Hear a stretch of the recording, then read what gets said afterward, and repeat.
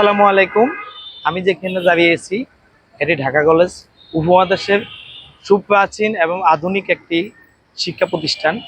এটি 1841 সালে প্রতিষ্ঠিত হয়েছে। যদিও এটি এর পূর্বে 1775 সালে এটি একটি স্কুল ছিল।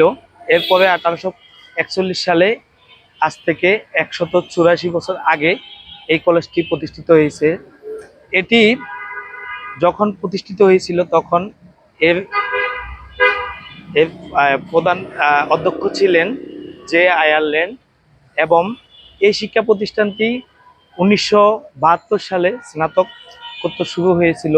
এখানে শুরু হয়ে এখানে 19টি বিভাগ হয়েছে।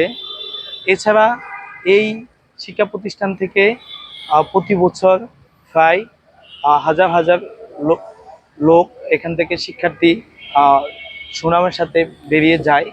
তাছাড়া এই শিক্ষা প্রতিষ্ঠানে বর্তমানে শিক্ষার্থী রয়েছে 17,000 প্লাস, এবং এখানে এই শিক্ষা প্রতিষ্ঠানের ভিতরে আবাসিক 8টি হল রয়েছে। এই শিক্ষা প্রতিষ্ঠান উপমহাদেশের যেমন একটি প্রাচীন এবং আধুনিক শিক্ষা প্রতিষ্ঠান, এটি এখনো গর্বের সাথে সুনামধন্য।